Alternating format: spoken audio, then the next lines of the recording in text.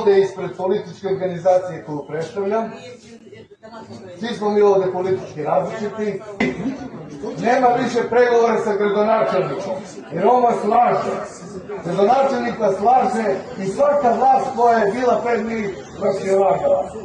Ali ovdje nije pitanje vlasti, nije borba za vlast.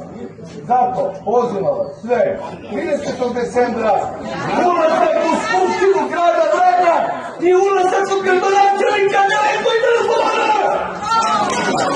To, bravo!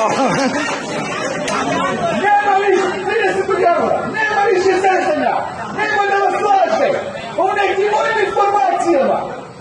Novac je uplaćen grad Vranje, grad Vranje i Ljubav. Zato 30. januara svi ovde i da tražite novac od gradonačelnika Daleko i Drzdovana. Hvala! Bravo!